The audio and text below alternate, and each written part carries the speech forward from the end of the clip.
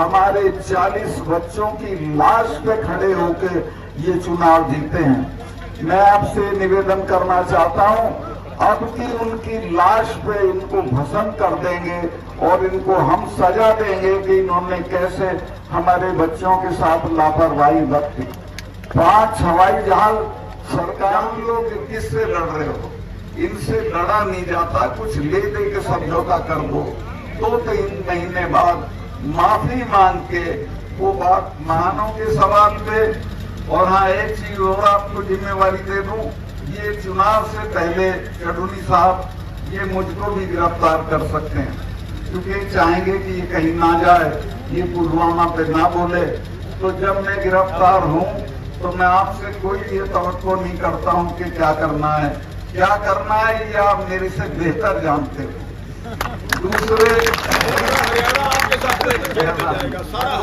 और मलिक मेरे वोट की है, तो मैं 4-6 दिन पहले गया था तो 3 मिलाई करके आया कि चलो ये तो हमारे घर की बेटी है।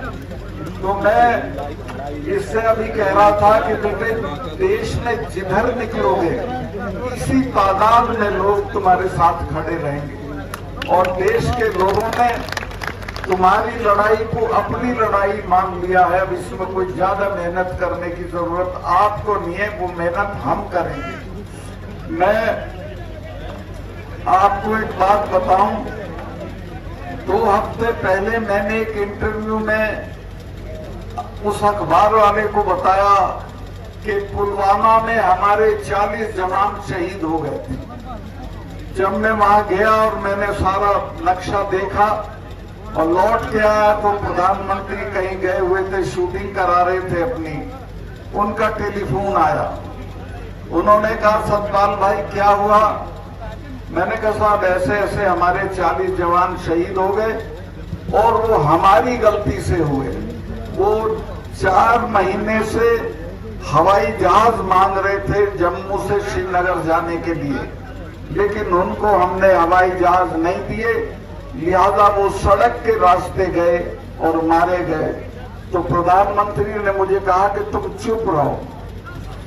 2 घंटे बाद जो हमारा सिक्योरिटी एडवाइजर है अजीत डोभाल, वो मेरे साथ पढ़ा है, उसका टेलीफोन आया कि सतपाल भाई इस पे बोलो मत, इस पे चुप रहो। मैंने समझा शायद ये जांच कराते होंगे, वो जांच आज तक नहीं हुई है। वो सिर्फ एक बहाना ढूंढ रहे थे कि इस सवाल पे पाकिस्तान की तरफ मोड़ के और चुनाव लड़ जाएं। हमारे 40 बच्चों की लाश पे खड़े होकर ये चुनाव जीते हैं। मैं आपसे निवेदन करना चाहता हूं, अब की उनकी लाश पे इनको भस्म कर देंगे और इनको हम सजा देंगे कि इन्होंने कैसे हमारे बच्चों के साथ लापरवाही बरती।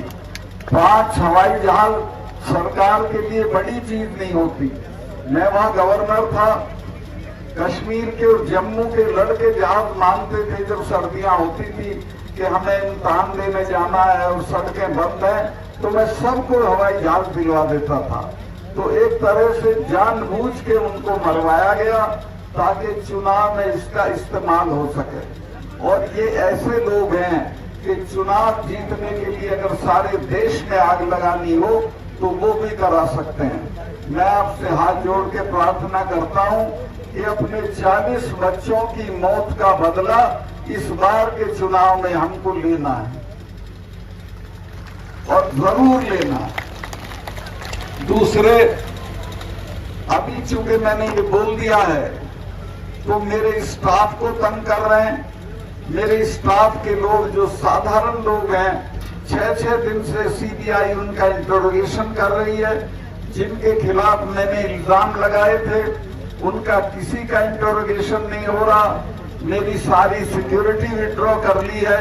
मैं 2 कमरे के किराए के मकान में रह रहा हूं, कोई गवर्नर नहीं रहता। कश्मीर का गवर्नर जब रिटायर होता है तो उसे दिल्ली में बंगला मिलता है, उसको 70 लोगों की सिक्योरिटी मिलती है। मेरे पास 1 सिपाही है, सिर्फ 1 सिपाही है। मेरे साथ कुछ भी हो सकता है, लेकिन मुझे आपका हौसला है। मैं आपके भरोसे पे लड़ रहा हूं और जब तक इनको हटा नहीं लेंगे तब तक लड़ता रहूंगा।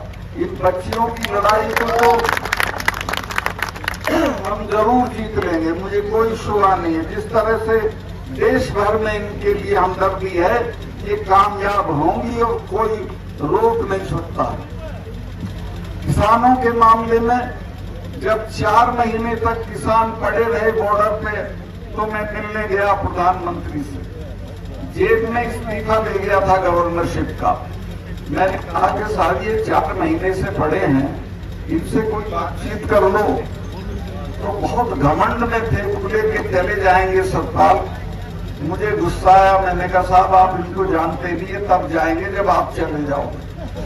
ये जो सिख भाई हैं, इनके तो गुरु ने अपने 4 साहबजादे शहीद करा दिए थे, समझौता नहीं किया था। जब मिसेस गांधी ने ब्लू स्टार किया, उसके बाद 1 महीने तक अपने फार्म हाउस पे महामृत्युंजय का पाठ कराया था। अरुण नेहरू उनके भतीजे थे, मेरे दोस्त थे, उन्होंने पूछा बुआ आप तो इसको नहीं मानती थी? तो उसने कहा तुम्हें पता नहीं है, जिसने इनका स्वर्ण मंदिर छुआ है वो जिंदा नहीं है, ये मुझे मारेंगे। और वो मारी गई, जनरल वैद्य मारे गए। और ये जो 3 कानून वापस हुए हैं, ये समझ लेना ये हमारे कहने से नहीं हुए, ये डर में हुए। और अपने लोगों का मैंने कहा कि जो हमारे वाले हैं, ये तो हर 6 महीने लाल किले पे चढ़े रहते थे। इन्होंने तो आगरा में अकबर की कब्र उखाड़ ली थी और उखाड़ के दाह संस्कार कर दिया था। तो मैं कहा जब किसी से लड़ो तो ये जान लो कि किससे लड़ रहे हो, इनसे लड़ा नहीं जाता, कुछ ले दे के समझौता कर दो। 2-3 महीने बाद माफी मांग के वो बात मानी। और हाँ, किसान के पास 2 ही चीजें थी, एक जमीन थी और एक इनके बच्चे फौज में चले जाते थे।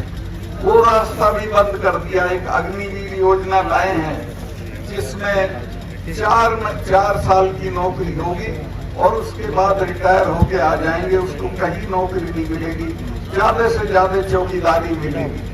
तो पूरी कोशिश ये है कि किसानों की ताकत को खत्म करो, खेती को खत्म करो, धान मत दो, MSP मत दो और इनके बच्चों को फौज की नौकरी भी मत दो।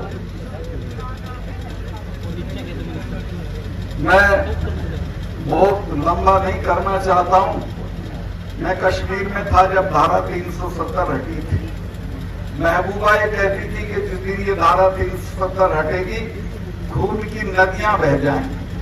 दिल्ली वाले भी डरे हुए थे, वो भी कहते थे 70 कैसे होगा। मैं कहा आप छोड़ो मेरे पे, मैं आप इसको हटाओ। और वो मेरी दस्तखत से हटनी थी।